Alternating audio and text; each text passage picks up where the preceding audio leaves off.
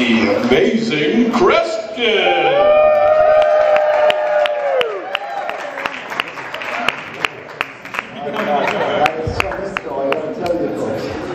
I can't even believe I'm here at this moment. Where's the table? There's a small table. You knew you were going to be here. He's Kreskin. He knew 20 years ago he'd be here. Folks, I tell you something. First of all, it's good to see all of you here. And I'm only going to be up here, I think it was about 7-8 minutes. I flew all the way in from New Jersey. But every time I ask them, by the way, by your applause, and my name is Kreskin, how many of you, by your applause, have never seen me on television? Both of you have never seen me on television. Now, I want to illustrate something. And thank God, this was not videotaped. And if you think I'm joking, I'm going to lay the facts. Because colleges, I've done over 1,000 university shows in the Western world. You say, for God's sakes, why don't teachers tell us this? Because as you know, our education is plummeted in this part of the world. But the bottom line is, I said, to those of you who applaud who've never seen me, and a number of you raise your hands, which is giving yourself away. But a lot of times you're not always listening. And this is not critical of you, but I will tell you this. Those people who marched on Wall Street, and I am all for protest, not when you deprecate things and so forth. But I will tell you, and I've said this on all the networks, and finally we now know it's true. Most of those people will never get a job for the next 12, 15, 17 years. I will tell you why. Because as far away as Germany, there's a photograph of almost every single person who marched. There are more people than jobs in the Western world today. And they say, if we're going to have to deal with this kind of behavior, we got people who don't react that way. This is my work. By the way, people who talk during my performance usually have sexual problems. But those of you who've never seen me on television, I want to make a prediction. I predict within 4 years that television will be available in your area of the country. God, you're a little bit slow, but you're always winning, I'll tell you. Now let me just say this, and I'm going to show you one quick test, and I'm going to walk away because you're here to visit with each other and what have you. Yeah, it's true, I did 88 Carson shows, which is more than any guest in history. It's true that Karnak was based on me. I guess the great excitement in my life was 2.5 years ago when Tom Hanks produced a movie, which has now been seen all over the world, The Great Buck Howard. And if you've seen the movie, John Malkovich plays me. He spent many, many months studying me before he got all the mannerisms right. But I guess I'm most excited about the remarks that Hanks had mounted at the end of the show. It's the most priceless. That man is a genuine person. And what he had to say means an awful lot to me. So my career has been, I'm not a fortune teller. Yes, I did predict the results of the last election. The one prediction I will not watch. 2 years ago, NBC played it again. I said, don't ever bring me on the air when it's on the air. It took place on January 1st, 2001. And I was being interviewed and making some predictions. And I said, you know, I've got the damnedest, scariest feeling that in September of this year here in New York City, there'll be a disaster involving 2 airlines. Well, the day, it was 2011, I made the prediction. The day after the Twin Towers fell and everything else, I spent a week with the FBI, the CIA, and what have you. I said, Kreskin, what in your thinking made you come to this conclusion? I have flown, according to the airline industry, over 3 million miles. A year and a half ago, I did 261 appearances around the world. My life has been spent in reading the thoughts of people. I'm not a fortune teller, but I am able to look at trends and know how people think. That's how I was able to predict the election. My livelihood, I gamble every day of my life when I perform. I am banned from all the casinos in the Western world from playing a game called poker. But the game they let me play is a game called blackjack. Yeah. And a lot of them have regretted this because I'm going to tell you something that no book will tell you now. The casinos don't want you to know this. They would say, Kreskin, can't you play this down? Boston University played millions of blackjack games on a computer. You can play it, you don't need the deck of cards. And today, when you play blackjack in a casino, there are 6 or 8 decks. Let me tell you the facts of life. With 6 or 8 decks, the dealer almost never busts. The dealer almost never has under 18. And in every hour, you have about 7.5 minutes to win. That's all you have in each hour. So it's how you hit, and if you chase your money, you are a fool and a sucker, because remember this, casinos were not built by winners. I was in Aruba. I walked in, by the way, if you win 3 or 4 hands in a row, you're lucky. If you win 7 or 8 hands, you're on drugs. Because the dealer almost never breaks. Taking pictures? That's okay. They will turn that. But at any rate, I walk into resorts, and this got on CBS News a couple of years ago. I had a show in Atlantic City, and I had $200. I ended up down to $15, and I said to my road manager, let me go to a $10, $15 payroll. When I bust, I'll leave. Well, that was 4:45 in the morning. At 5:30, all of the slot machines had stopped. Hundreds of people were around the table, and now I'm playing by myself. I had won 7 or 8 hands in a row. I had a few $100s. I couldn't go over 500. That was the maximum. The bottom line is, in a row, I won 12 hands, 13 hands. Folks, man, you shut up. That's all right. That's all right. I'm reading your thoughts. I don't want to make it public. I'm joking. But that's okay. But at the same time, I won 12 hands in a row, 13 hands in a row, 14 hands, 15. I ended up winning 22 hands in a row. I broke a record. Someone 2 years earlier had won 18 hands in a row. It was yours truly. So I love the game. And in Aruba, where I closed 2 years ago, I went into a casino where they didn't know me, because in a lot of foreign countries, only the Americans and the English and what have you know the Western people. And I went in, and if you saw the biography of me on television, my road manager was brought in and said, I was there when this happened. Folks, talk about blackjack. I started with $37. The casino was supposed to close at 11 o'clock. At 2 o'clock, they were still open. There was nobody else playing with me because they expected me to give my money back. 2:30, I said, I got to get my ass out of here. I went to my room. I called the man who booked me, who was a musician from Florida. I said, you got to help me pack this. He says, what? I said, my flight takes off at 6 o'clock. We put the cash in my pockets. I could not put it in a suitcase because I would have gone through customs. They would have kept me back. I went through customs, got home. From the $37, folks, I won that night $22,400. So I love the game of blackjack, but I'm not allowed to play poker under any circumstances. And I got to show you something. By the way, and most of you know about this, all over the world, in every performance I do, my check is turned over to a committee from the audience. It's done at universities. I do a lot of private corporate affairs. University of Minnesota, we had 11,000 people. It was done on a large coliseum. I'm taken out of the complex and my check is hidden anywhere in the entire quarters where I'm performing. When I come back and no one speaks to me, there's no questions asked. And anybody who says this is a trick and says this is a gimmick, why is nobody in the world doing this? When I come back in, I simply ask the committee to think about what they've done. And if I don't find my check hidden in that auditorium, I forfeit it. And I return it to the company that booked it. Out of 6,000 times, I have failed 9 times. You can say that's not many. But New Zealand will never forget it. And it's been written about all over the world. I failed that night in New Zealand. And they had a press conference in front of the theater the next day. They said, Mr. Kreskin, we know you're upset. Would you mind, this is your first tour of Canada of New Zealand. It isn't that I failed the night before. I lost the night before in one night, $51,000. So this, and yet on the places they've hidden it, University of Illinois, I walk into a gymnasium.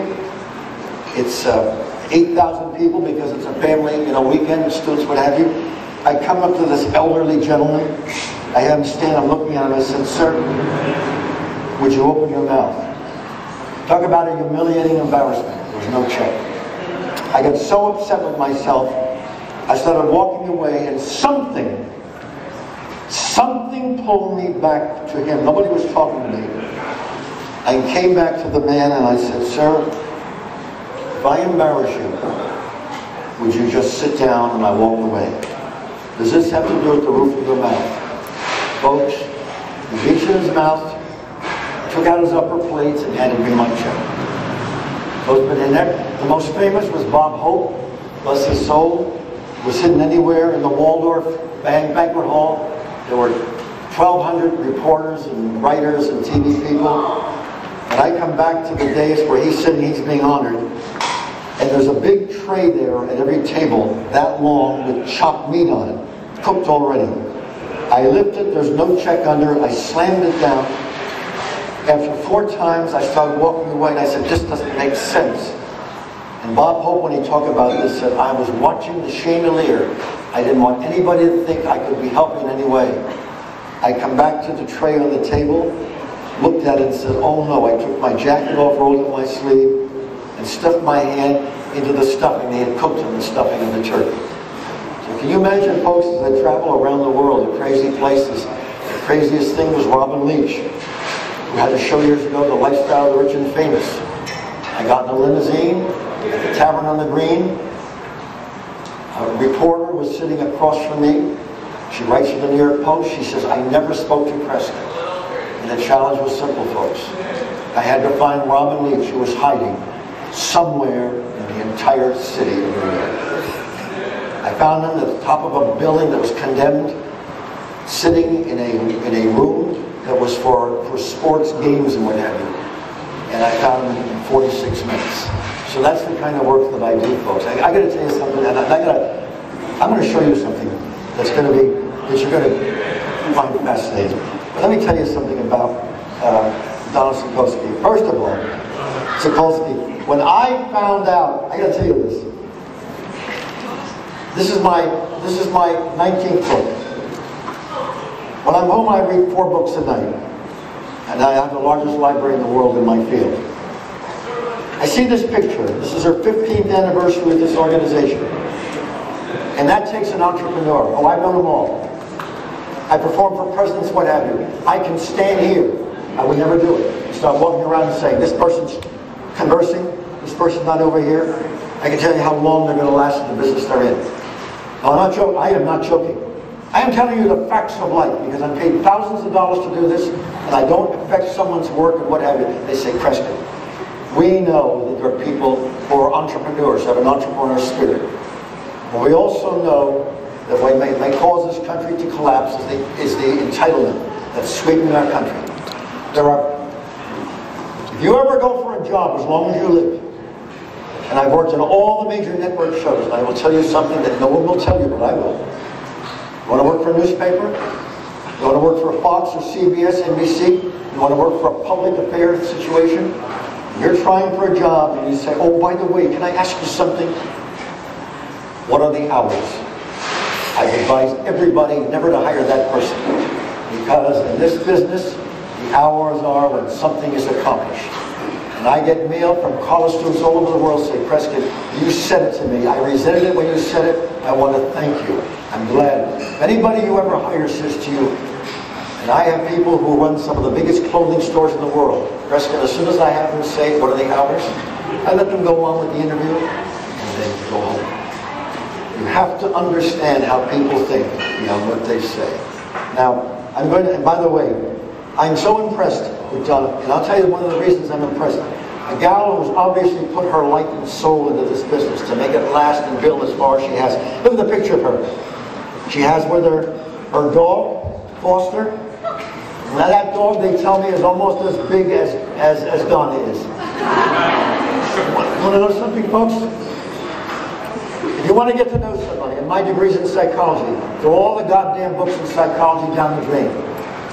The highest mental illness in this country today is among psychiatrists. The highest suicide rate since the 1920s is among psychiatrists.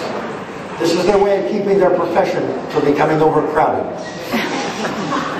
You want to know how someone thinks? See how they treat animals. If they can give this, I have 3 cats at home, I travel endlessly, so they can be taken care of easier. But you see, if someone can lend part of their soul can concern themselves with a being that may not think the way we think, then they have the ability to extend themselves further. And I'm very, very proud of that. I foresee that the 15 years that she has now are only the beginning, and that I predict. Now, would you like to see a test of my abilities, folks? Yes. I want someone among you. All right, okay. All right. Now I'm going to have to stay up front. I want you to come out front. Come out front. Oh, okay. Well, we'll forget what I'm going to do, okay? Would you like me to see something? Would you like to see something, folks? Yeah. Forget about it. Thank you. You go back. Go back. I'll be finished with that next 20 minutes. Within 20 minutes, I give you my word.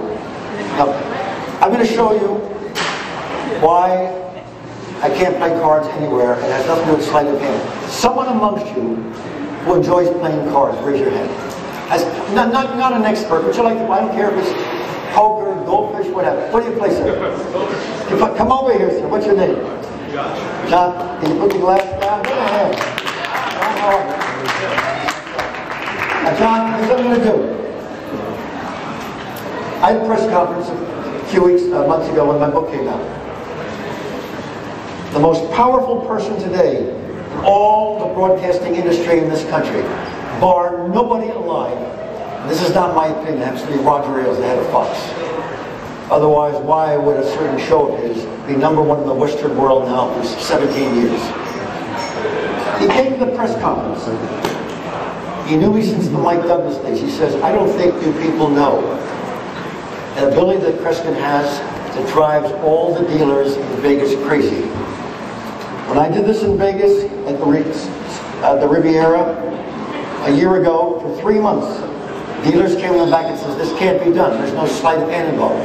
I'm going to show you something that deals with the mind, not with sleight of hand. Sir, you say you play poker a bit here? Yes. What I'm going to do is, do me a favor. Take the joker here. What's your first name? Josh. Hold the deck in your hand, Josh. Hold your hand. Take the top card off the deck and put it halfway down. Not really halfway down. Now, so, put it all in. Now, remember what he's going to do, folks. I'm going to have him take the joker back out. He put it in such a way, just take the joker back out of the deck, if you will. It should be here. Take it. Put it down, if you will. You can see it's a regular deck of cards, folks. Josh, here's what you're going to do. Hold the deck face down in your hand. Cut the cards. Cut them like this. You cut the deck. Cut the top to the bottom, square up the deck. So wherever you cut the deck, cut like this. I did this with Jason Segel on the Jimmy Fallon show last year. Take it in your hand. Cut some cards off the top, put them at the bottom. Keep them squared up, keep them together. Cut it one more time, off the top, put them at the bottom. Now Josh, listen to me. I want you to walk through here. Well, no, not here, not him here. Go to the back of the room here. Okay. Go through everyone here. Keep walking. Now Josh, can you hear me? Yes. Are you behind everyone now? Yes, I am. Now listen to me, Josh. If you turn your back to me, could everyone back there please be quiet for a moment? I'm not going to go on until. Would you all be quiet back there, please? Sir. I'm going to stop. All right, we'll cancel this. I will not, no. My career is, give me the class, sir. You, sir, that's back there. Would someone tap him on the shoulder, please? Sir. Would you be quiet? Sir, the gentleman's suffering from verbal diarrhea. Would you remain quiet, please, sir? Oh, I don't play games. And I've worked in the classiest places. Give me the dignity of at least give me a time to function, okay? Josh, can you hear me? Yes. Give the deck a cut. Have you finished the cut? Yes, I have. Turn your back to us. Now listen to me, Josh. Take the top card. Don't let anybody see it. Have you looked at the card? Have you looked at the card? Yes. Turn it face down and stick it in the deck about halfway down. Put it all the way in. Halfway down. Have you done so? Have you done so? Yes. Stay there. Shh. I said no one behind you. Folks, listen, folks. You're not going to believe this. This is exactly where he placed his card. Exactly. As Roger Ailes said at the press conference, Kreskin could have had him in another room. Josh, would you come back? I believe, folks, that that's exactly where he placed the card. Now, Josh, nobody saw what you did, right? Come over here. I want to show you something. You put the card on the deck. Look, folks, even if let's say I had someone there with binoculars, you can't see exactly where your card is on the deck. Can you? Turn it sideways. Can you see sideways? Turn it upside down. Can you see? Could you see it in any way, shape? All right, turn it face down. I will tell you how I did this. When he looked at the card, I had to read his thoughts. Before I could write down where it is, I had to read the thoughts of the card he was looking at. The card you have in mind is the 5 of hearts, isn't it? Yes. It's exactly the card you looked at. And nobody was around you. No one was there to signal you. Yes. Because when you looked at it, that's exactly what I saw in my mind. That's exactly where you put the card, 17 from the top. Come over here, Josh. One by one, count 16 cards face up on the table. One out loud. 1, 2, 3. I saw him reach down. He started to put it in, and he moved the card up higher. 9, 10, 11, 12, 13, 14, 15. Stop there. What was the number I said? That was 16. 16. 17. What's the card that you decided upon? What was it, folks? Turn over the card. What is it? What's that's the amount of cards counting off. What's the next card then? It was a 5 of diamonds, and that is the card. It was not. You did not take a 5 of hearts. No, you did not. I might have taken too much. You did. No. I got the card cards. I got it. No, it wasn't 5 of diamonds. Wow. Oh, wow.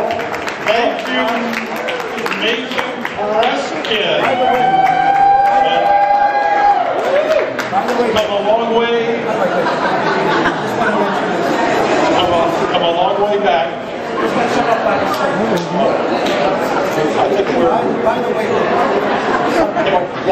By the way, if some of you are interested in it, because when I was something's wrong with this